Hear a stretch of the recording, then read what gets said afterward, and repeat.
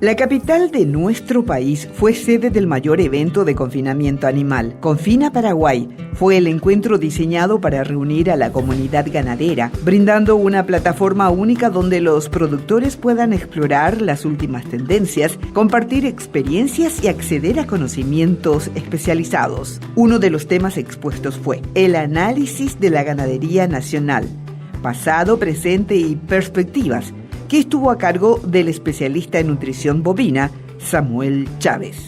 Mi tema principal, ¿verdad?, que es el análisis de la ganadería nacional, pasado, presente y perspectiva, ¿verdad? Que algunas cosas ya se hablaron, vamos a ir profundizando, pero el punto principal de mi presentación va a ser la evolución de los datos, ¿verdad? Entonces, cómo nosotros, con la evolución de los datos, vamos a mirar y valorar lo que es el pasado, el presente y la perspectiva o el futuro de lo que es nuestra ganadería nacional, ¿verdad? Entonces, ya que están todos en un momento de escucha activa, yo pedirles que sigan de esa manera, ¿verdad?, para poder aprovechar al máximo las informaciones que vamos pasando nosotros y los demás disertantes, ¿verdad?, que vienen después.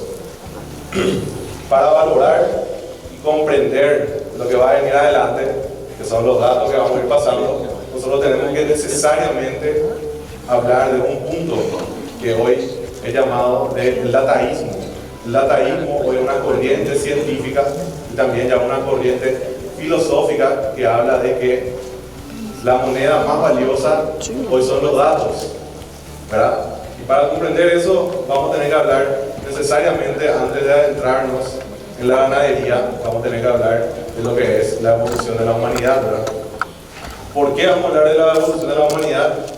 Porque la evolución de la humanidad fue basada y fue construida en base al procesamiento de datos desde los inicios, ¿verdad?, que es la caza, la recolección.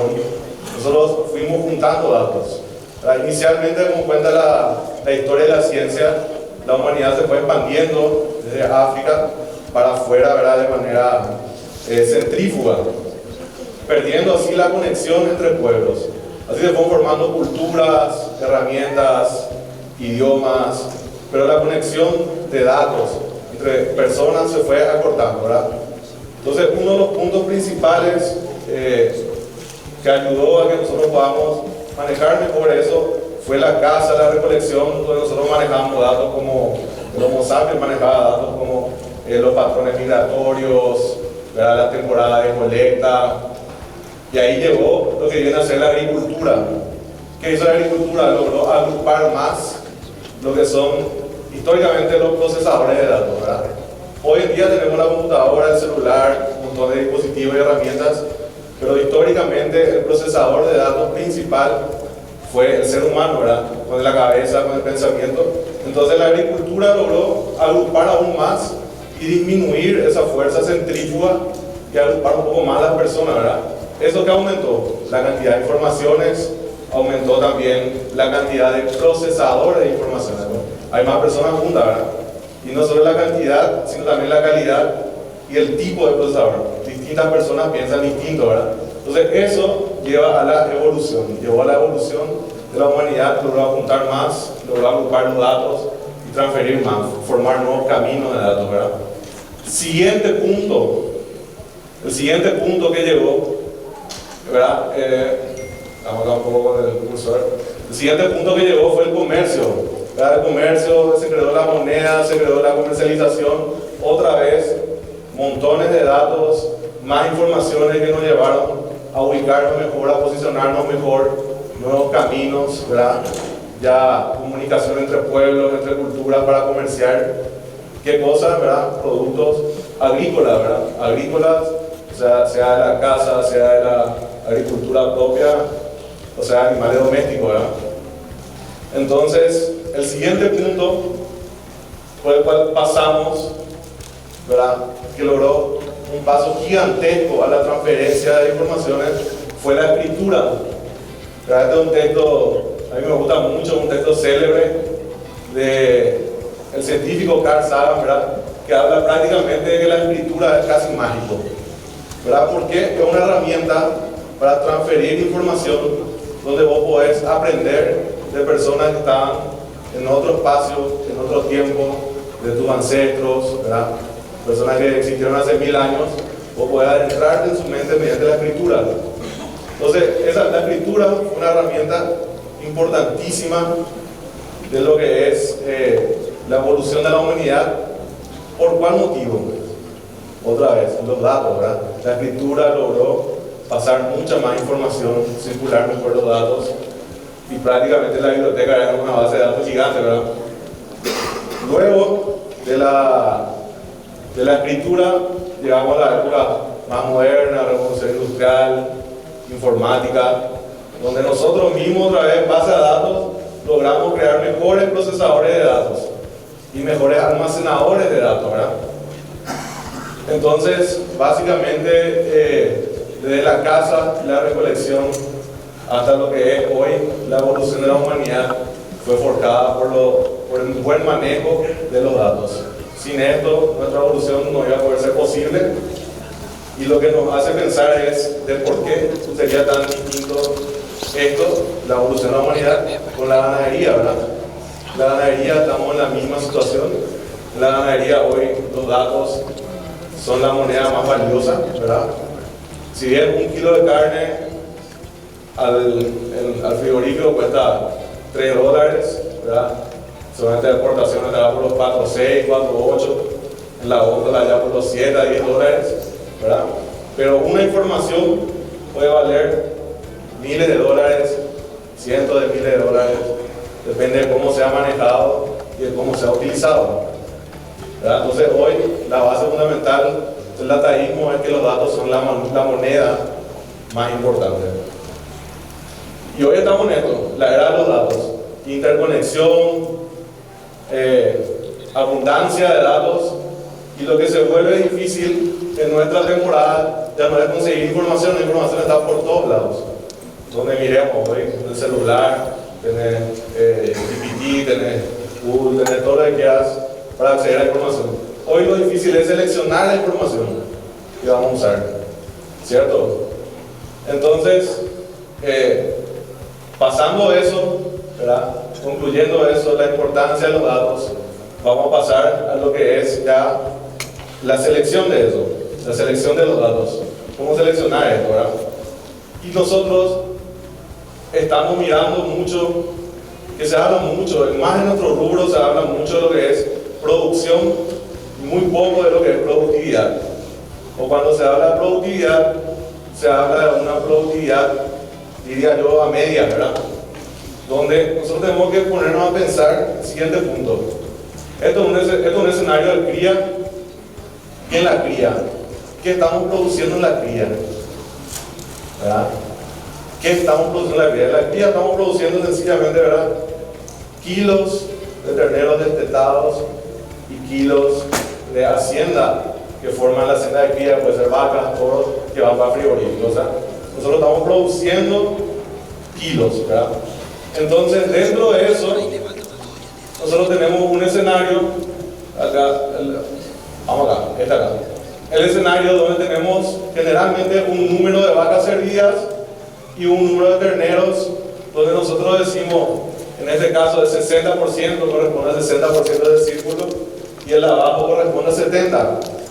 Entonces nos hacemos la pregunta, ¿es más o menos productivo el escenario 1 o 2? ¿Terneros con 60% en relación al número de vacas servidas o terneros con 70% al número de vacas servidas? Yo no sé. Yo no te puedo decir cuál es más productivo o no. Me parece que falta mucha información para empezar a hablar de productividad. Estos son parámetros de producción aún, ¿verdad? Entonces, ahí en la famosa frase célebre que se escucha mucho, que es el kilogramo destetado por vaca expuesta, ¿verdad?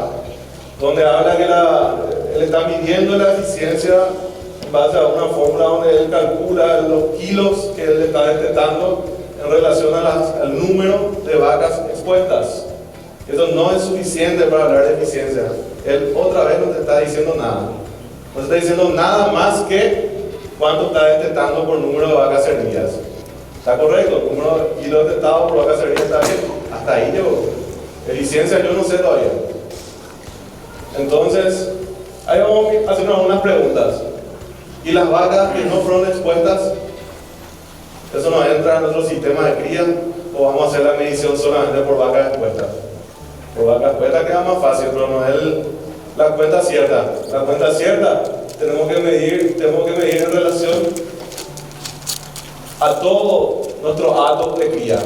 Y en nuestro acto de cría entran también los toros, ¿verdad? Entran las vacas que no fueron expuestas, entran los refugos, CUT, un montón de cosas. Entonces, primer punto, vacas expuestas a servicio, él mide la eficiencia de la reproducción en sí, pero no la eficiencia productiva del ciclo de criado del gato, ¿verdad? Esto estamos hablando, haciendo hincapié en lo que es la selección de los datos, ¿verdad? Todos los reproductores no hacen parte del rodeo de cría. ¿A qué costo hicimos estos kilos destetados? Lo importante, ¿cuánto espacio usé? ¿Cuánto espacio usé? ¿En qué tiempo hice esto? Y más importante, o no más importante, sino muy importante también, cómo yo comercialicé lo que yo produje, ¿verdad? Entonces, si queremos hablar de eficiencia, debemos tener todos estos factores en cuenta. No solamente cuántos kilos yo estoy detectando por vaca en cuenta. Tengo que saber cuánto es mi hacienda en relación a mi hacienda, cuánto estoy detectando, los reproductores, a qué costo, en qué espacio, en qué tiempo hice eso, cómo comercializaste eso, ¿verdad? Muchas veces hacemos todo el ciclo bien y ahí en comercialización llega tropiezo, ¿verdad? Pero, como estoy diciendo, para la eficiencia tenemos que tener muchos factores en cuenta. Hoy estamos ya en un mundo multifactorial, ¿verdad? Hoy cambiar un parámetro macro, como hablamos y estaban hablando recién anteriormente, ¿verdad? La tasa de natalidad o el peso detectado en Paraguay. Para cambiar un parámetro macro, nosotros tenemos que trabajar un montón de factores.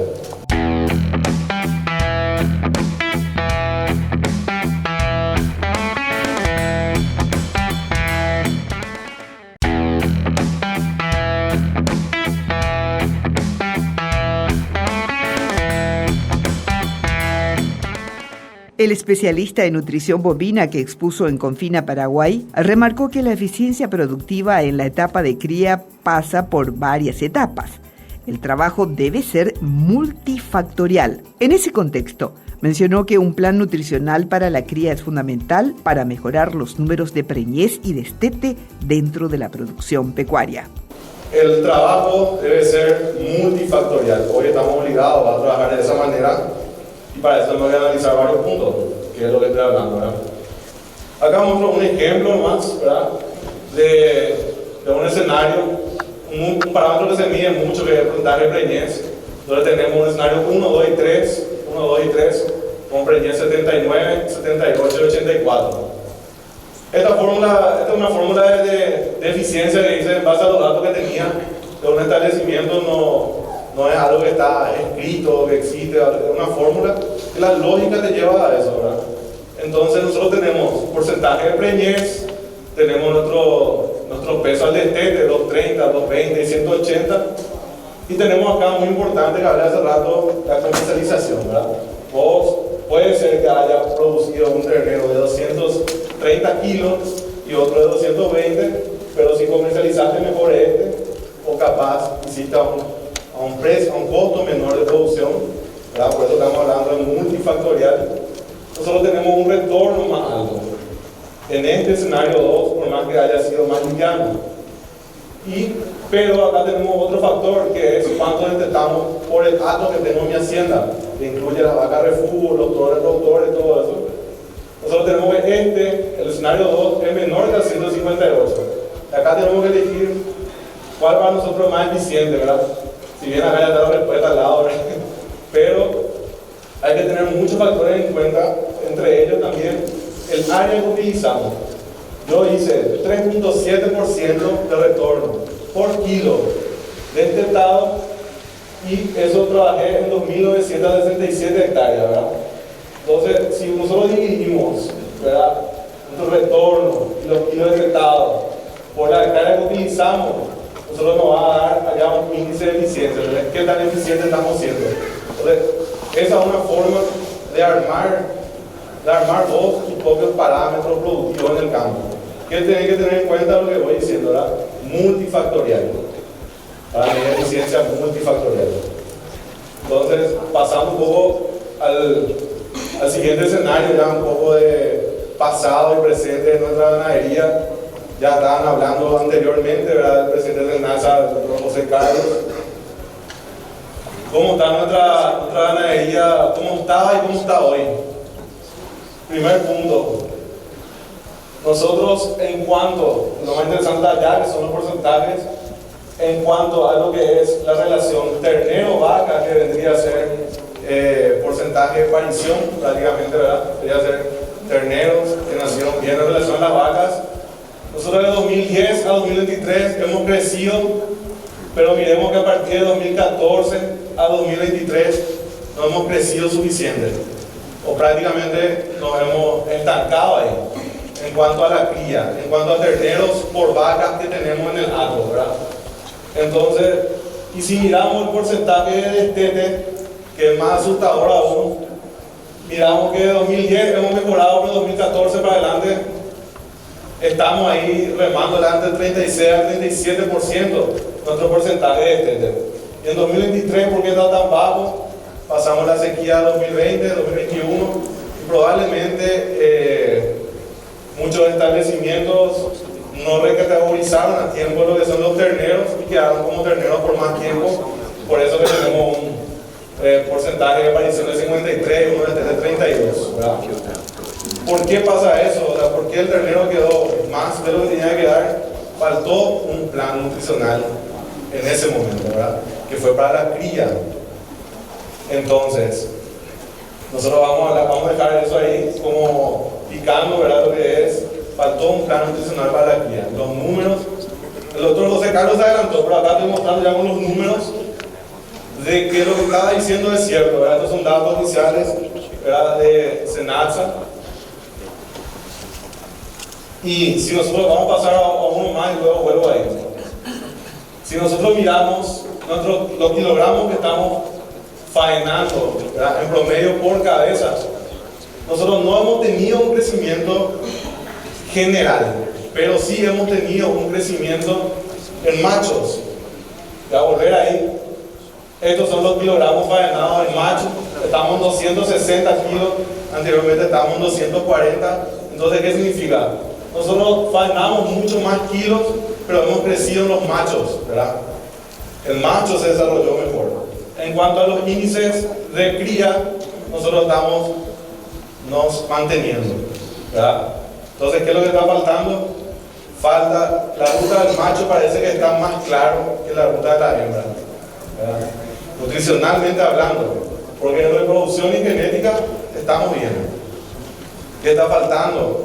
Nutrición en la cría. Y eso los parámetros nos están mostrando, ¿verdad? Entonces nosotros pasamos al siguiente punto, que es un pasado y presente, pero que tenemos que tener en cuenta cómo están produciendo los demás, ¿verdad? ¿Qué tienen ellos en sus parámetros que nosotros tenemos en esos mismos parámetros? Y ahí nosotros tenemos que la edad al primer servicio en Estados Unidos, la edad al primer servicio es de 13 a 18 meses. Acá en Paraguay, y siendo generoso, están 18 a 26 meses, ¿verdad? Ese es un punto, ¿verdad? Brasil 24 a 26 y Argentina entre 15 y 26 meses. Pero si nosotros miramos el porcentaje de destete, Estados Unidos está con un 75% y los últimos datos que estuvimos recabando muestran en Paraguay el 37%. Faltó trabajar más fuertemente en la cría en los últimos años. Trabajamos mucho con los machos. Entonces, y las razas, ¿verdad? Las razas que estamos usando allá. Estamos utilizando en Estados Unidos cosas británicas más continentales, ¿verdad? Que son un frame más alto, tienen un peso de faena más alto, un peso de leche un poco más alto. ¿Verdad? Brasil principalmente cebú y Argentina y Paraguay principalmente cebú y cosas británicas. Entonces, estas son algunas diferencias de parámetros en relación a nuestros vecinos, ¿verdad? y a lo que están produciendo mejor, ¿verdad? Entonces, ¿qué hace a Estados Unidos tan eficiente así, verdad? Primero, que tiene un alto peso de faena, un mercado que acepta esos pesos, ¿verdad? Estados Unidos faenan 600 kilos arriba. Acá nosotros estamos de alguna manera seleccionando los animales, pero nos estamos olvidando o dejando un poco de lado lo que es el peso final o el peso de acabamiento. Se están seleccionando mucho lo que son genéticas de peso de acabamiento más bajo, ¿verdad? Entonces, ¿qué eso contribuye? Eso contribuye a que también el peso de carcasa sea menor en cierta medida en el frigorífico, ¿verdad? Y eso contribuye a que vos, por ejemplo, con flete, pagando el mismo flete por menos kilos de carcasa, ¿verdad? Estás haciendo todos tus costos fijos por menos kilos de carcasa. Entonces, ellos ya tienen un peso de faena más alto, pero claro está, también ellos tienen la agricultura mucho más desarrollada que nosotros, ¿verdad? Y no solo agricultura, sino también tienen infraestructura y escala, ¿verdad? Los fletes no son para 40 cabezas, el camión que lleva maíz nos lleva 30.000 kilos. Entonces, de esa manera ellos están siendo más eficientes, y eso un poco hacia donde Paraguay tendría que ir si sigue el camino de la evolución, ¿verdad? El camino de la evolución sería en base a los datos. Entonces, no hay terminación a pasto, ya más del 90% de los animales son terminados en feedlot, alta ganancia de peso del nacimiento a faena, ¿verdad? Eso es multifactorial, otra vez nutrición, reproducción, cría genética, rápida aplicación de tecnología, nutrición y manejo, y más datos. Ellos tienen muchos más datos. Ellos tienen el USDA, que es el instituto que les provee datos prácticamente a ellos, está antes del año 1900. En Uruguay, el Instituto de la Carne está desde el año 1984 aproximadamente. Entonces, ellos tienen fuentes de información fluida, dashboards, dinámicos, entonces tienen mucha más información. Eso le hace más eficiente. El conjunto de todo esto le hace más eficiente a ellos, ¿verdad? Entonces, volviendo acá, nosotros hemos mantenido nuestro peso de faena en 240 kilos aproximadamente. Varió en los años, pero no se fue tanto ahí. En cambio, los insumos, los recursos que usamos para producir se aumentaron de precio, ¿verdad? Entre esos, este es un promedio, ¿verdad?, que muestra el precio medio anual del petróleo crudo fijado por la Organización de Países Exportadores de Petróleo. Cuando hablamos de petróleo, hablamos de todo lo que deriva del petróleo otra vez, ¿verdad? El flete, esto, aquello, va aumentando, ¿verdad? Entonces, nosotros miramos que el petróleo subió en otro peso de carcasa de faena, sigue en 2.40, igual que en 2006. Y el sueldo mínimo, que también es otro recurso, esto es un modo de ejemplo, nuestros costos van subiendo y nosotros tenemos que hacer algo para cambiar nuestra eficiencia productiva, ¿verdad? No necesariamente aumentar el peso de faena, pero sí aumentar nuestra eficiencia, que como hablamos, es multifactorial. Puede ser una mejor compra, una mejor venta, una mejor comercialización de nuestra carne, nuestro ganado, multifactorial. Entonces, podemos seguir ahí, ¿verdad? Nosotros estamos en machos y hemos crecido de 260. ¿Cómo va a aumentar los kilogramos que vamos faenando? Solo aumentando 10 kilos el peso de faena, ¿verdad? De 164 millones de kilos va a pasar a 170, aumentando 20 kilos el peso de faena de carcasa, va a pasar a 176. Sería eso 12 millones más de kilos de carne en el mercado, aumentando 10 a 20 kilos más el peso de faena, ¿verdad?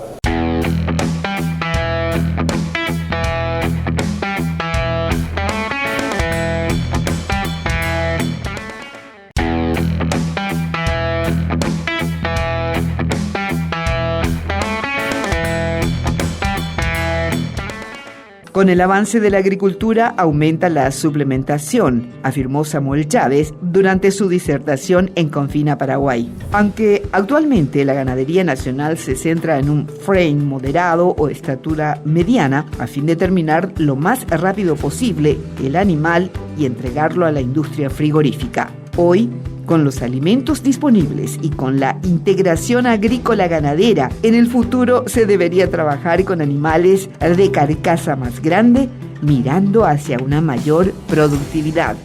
Ya los datos demostraron que donde ingresa la agricultura, aumenta también la suplementación, aumenta el feedlot. Lo está mostrando en todos los países donde la agricultura ha explotado, también el feedlot, también la nutrición. Entonces, por ende, también las facilidades de tener un mejor acabamiento en un animal de un freno un poco más grande. Entonces, en el Chaco hoy hay un desarrollo grande de lo que es la agricultura y sin duda alguna vamos a tener que volver a los frames altos. En algún momento vamos a tener que volver a seleccionar frame para tener una carcasa más alta, ¿verdad? Entonces, acá mostrando está tan legible, pero mostrando datos de un conglomerado de más o menos 30.000 cabezas confinadas, hablando otra vez de eficiencia, como estamos hoy. Nosotros hicimos un comparativo acá de distintas categorías de animales confinados, donde hicimos conversión de materia seca en relación a peso vivo, conversión alimenticia, y la eficiencia biológica, que es cuántos kilos de materia seca estamos consumiendo por cada kilo de carcasa. Y ahí miramos que justamente las hembras híbridas fueron las menos eficientes. Tuvieron 12 kilos de materia seca para 1 kilo de carcasa. En cuanto a machos, donde el lobre y híbrido están por 9,5, 9,7 kilos de materia seca para producir 1 kilo de carcasa. Entonces acá nosotros estamos hablando de que las hembras híbridas fueron las menos eficientes, sin embargo son los que mayor retorno financiero tuvieron. No sé si está tan legible de acá, no puedo ver bien, pero estará por los 8,1% y los demás por abajo, ¿verdad? ¿A qué hizo referencia a eso? A la comercialización. Si nosotros miramos, las hembras híbridas tuvieron un precio de compra más lejano al precio de venta, que es 2,3 puntos de diferencia, en relación a las demás categorías. Entonces, en este caso, por más que haya sido una conversión peor, la peor conversión entre todas las categorías, tuvo la mejor comercialización. Entonces, estamos hablando de que el retorno fue mucho mejor para esas hembras que para las demás categorías, ¿verdad? Pero estos son negocios de oportunidad. Pero ¿cómo llegan a esa oportunidad? Por los datos, por las informaciones. Por eso estamos hablando de que hoy los datos son la moneda más valiosa. Este fue más eficiente, pues yo comercialicé mejor allá. Pero creo que haya sido al azar, ¿verdad? Es claro que si el productor va a meter una buena cantidad de plata porque él está informado y sabe lo que va a hacer y está seguro de lo que va a hacer. Entonces nosotros en Paraguay, Sudamérica mismo tiene los menores costos de producción de carne a nivel mundial. Nosotros en Paraguay tenemos algunas ventajas también, ¿verdad? Tenemos un esquema tributario más competitivo de la región, una creciente diversificación económica. Eso significa que también, aparte de la producción primaria, estamos avanzando en industrias, y las industrias, como habla el profesor Branco más adelante también, va dando como productos los subproductos que son utilizados a través de la ganadería para aumentar nuestra eficiencia. Tenemos una energía aérea barata, una ubicación estratégica, corredor oceánico que está en marcha, incentivos fiscales para inversión, ¿verdad? Entonces, si nosotros queremos mirar el futuro de nuestra ganadería, por eso nos quise poner acá una previsión, un forecast de cómo va a estar el precio, porque si bien estamos en un futuro, en un momento muy volátil, muy incierto, de muchos cambios y cambios drásticos, ¿verdad? Cada vez más eventos denominados por la economía de cisne negro. Entonces, para nosotros tener una previsión de lo que podría ser nuestro futuro, tenemos que pensar en dos cosas: en lo que piensa el consumidor, que es el comprador final, y en lo que ya están haciendo los países o los productores más desarrollados. Lo que ya están haciendo los productores más desarrollados ya pudimos ver un pantallazo. Ahora podemos mirar un poco también lo que está pensando el consumidor de carne, ¿verdad? Y acá esta es una foto interesante, yo que prácticamente la semana pasada más en el supermercado, donde tiene un televisor que va proyectando un video de cómo esta granja o conjunto de granjas producen estos alimentos. Y él va hablando de orgánico, que tiene tanto funcionario, que esto, aquello. Entonces vos vas para comprar y vos estás mirando la historia de ese producto. Y en la carne todavía eso es algo muy frío, es algo muy... El productor, el comprador no tiene todavía esa información. Nosotros estamos muy flojos de marketing en carne, ¿verdad? Nosotros tenemos que hacer mucho más hincapié a los beneficios que tiene la carne, a cómo estamos produciendo, porque el consumidor es cada vez más un consumidor que va a elegir en base a datos, porque estamos en la era de los datos. Entonces nosotros tenemos que tener datos de eso también, ¿verdad? Y en cuanto al consumidor, ¿qué está mirando el consumidor hoy, verdad? El consumidor está mirando cómo fue producido, cómo se produjo ese alimento, y dentro de eso todas las informaciones.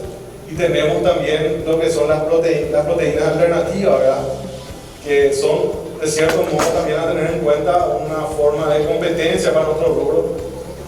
Pero nosotros que tenemos que hablar, de lo siguiente. En documentaciones, si nosotros miramos las Expo Internacionales de Proteínas, se quedó evidenciado que la proteína roja, bovina, o la proteína animal, tiene un respaldo de documentos mucho más grande de lo que es la proteína alternativa, ¿verdad? Tenemos un montón de documentos que no voy a entrar en detalle, pero sí sabemos que son un respaldo muy grande. Nosotros tenemos que comentar eso, ¿verdad?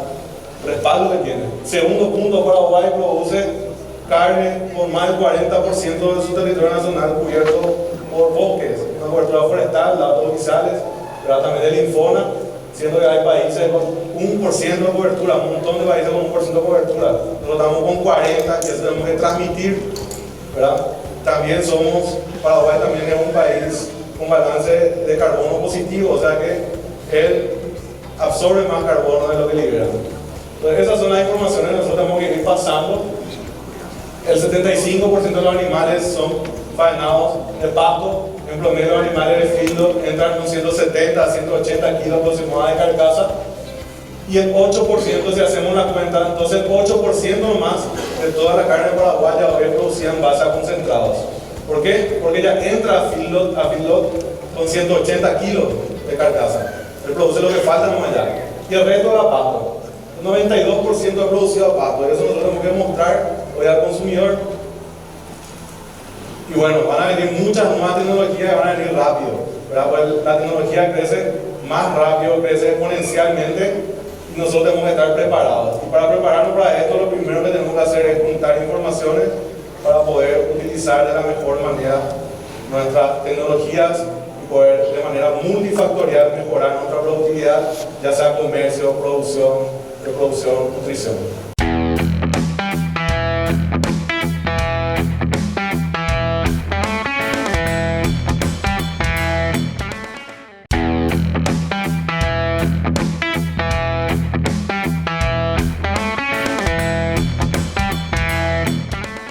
Otro de los puntos analizados en el Congreso Ganadero Confina Paraguay fue el manejo nutricional en la etapa de recría. La disertación sobre los planes nutricionales para una recría intensiva estuvo a cargo de Tiago Bernardes, zootecnista y catedrático de la Universidad Federal de Lavras, Brasil. El especialista remarcó la importancia de una estrategia bien establecida, teniendo en cuenta la cantidad y la calidad de pasto disponible y el tipo de suplementación que se va a suministrar a los animales. En ese contexto, compartió algunas informaciones y ventajas de la recría confinada. O animal a gente nunca pode acelerar e frear ou diminuir e depois tentar acelerar novamente. Então temos que ter muito cuidado. Vou mostrar alguns dados aqui que afeta isso, né? Se a gente às vezes acelera demais, você depois freia ou diminui demais a velocidade, você afeta o seu animal lá na frente, né? Então pense que seu animal tem sempre que evoluir, ok? Bem, então vamos eleger estratégias, já que nós estamos falando que a gente tem que intensificar. As nossas estratégias no Brasil têm sido baseadas em pasto, né? Pasto diferido. Então quando nós chegamos no final do período das águas, as fazendas vedam as áreas, deixam esses pastos vedados por alguns meses, né, algumas semanas, cria massa. E depois, essa massa vai ser disponibilizada sempre associada a um suplemento, né? Então, basicamente, eu vou mostrar uma foto aqui. Na realidade, esses animais já estão sendo recriados, né? Mas vamos imaginar que nós temos uma situação aqui, que eu estou mostrando naquelas fotos aqui, desse pasto aqui. Quero mostrar esse pasto aqui. O que nós temos aqui? Nós temos massa, nós temos um pasto de baixa qualidade, um pasto que vai limitar consumo e um pasto, obviamente, que vai limitar ganho. Então, nós temos que adotar de estratégias. E veja que eu estou mostrando, da alternativa A até a alternativa D, estratégias crescentes de suplementação. Basicamente, se você for adotar um sal ureado, né, nós vamos ter manutenção de ganho de peso ou ganhos mínimos. Se você já passa com 1 grama, 3 ou 5 de peso corporal, você, obviamente, vai ganhar aí, o seu animal vai ganhar entre 300 e 500 gramas por dia, né?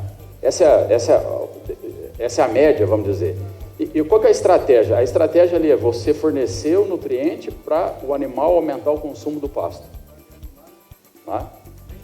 E basicamente, em termos de reais, quanto que isso vai nos custar? O suplemento hoje, em reais, né, vocês fazem a transformação para a moeda de vocês, o custo do suplemento numa condição de 3 gramas por dia, ele vai custar hoje no Brasil, em média, R$ 2,50, e a gente vai ter um custo de operação de R$ 1,50. Então, nós teríamos, em média, R$ 4,00 por cabeça por dia, considerando o custo do suplemento mais o custo da manutenção. Tá? Queria que vocês guardassem esses dados para a gente comparar depois um pouco com a recria intensiva, certo? Só que a pergunta é, eu tenho pasto por todo o período seco? Na maioria das situações, não. A gente consegue ter um estoque de pasto, só que quando chega no final dos períodos das águas, vai faltar pasto. E aí veja que nós precisamos ter ganhos crescentes. Esse animal comeu suplemento, comeu pasto, eu não posso deixar ele no pasto agora com baixa oferta, né? E aí, se eu for aumentar o nível de suplementação, essa suplementação ela vai ter que interagir com o pasto, vai faltar massa. Então, a base do nosso sistema vai ser sempre o pasto. Então,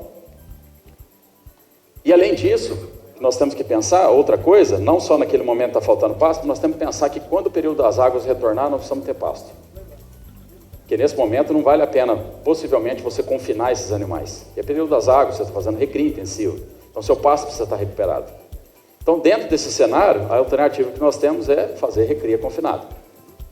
O que eu estou chamando de recria confinada aqui, vocês levem em consideração o período de tempo que for necessário para aquele sistema de produção.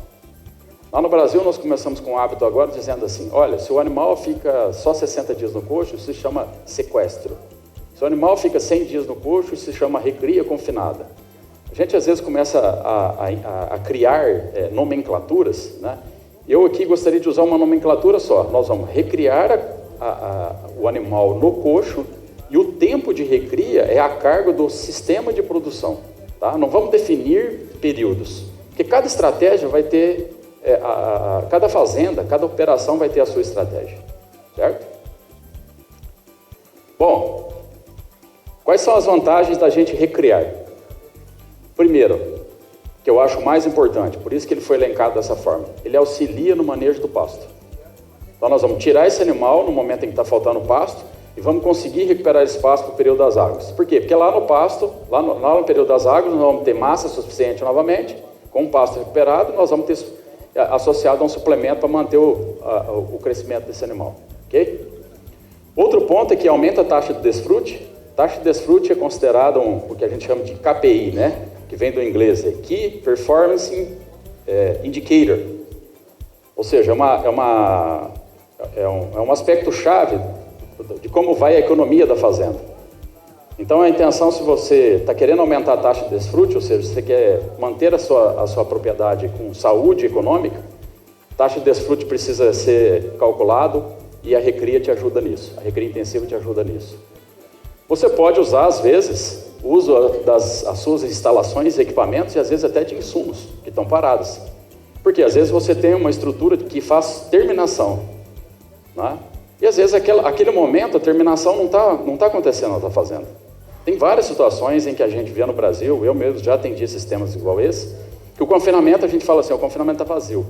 A estrutura de confinamento está vazia.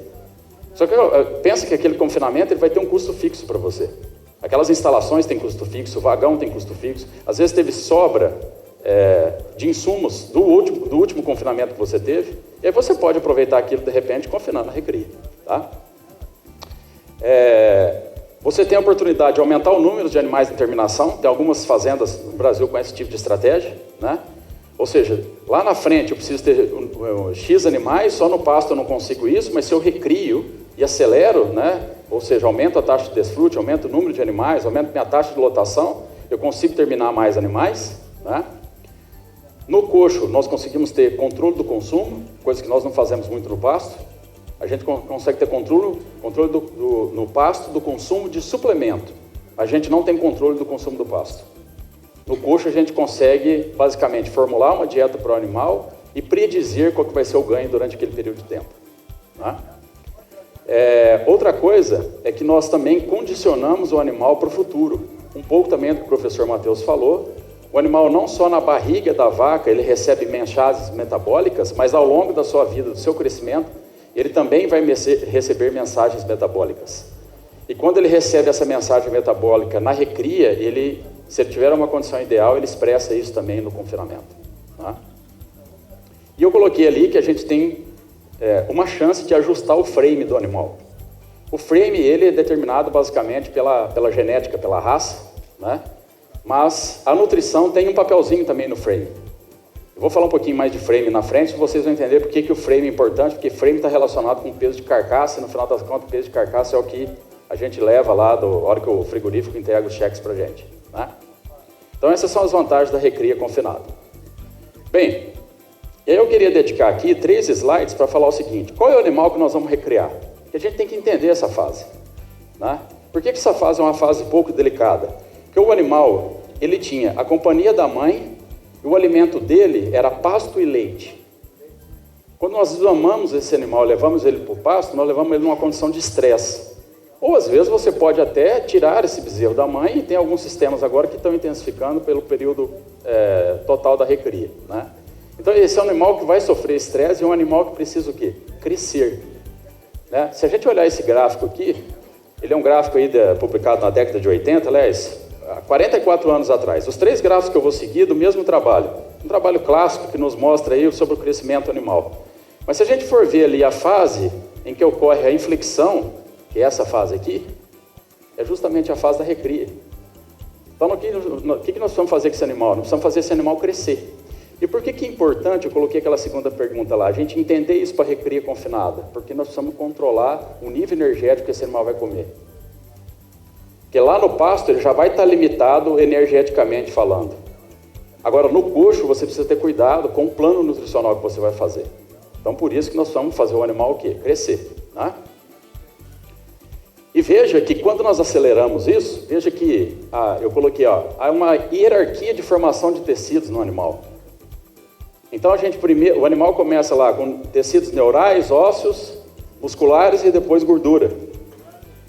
Só que tem como a gente mudar isso por meio da nutrição? Tem.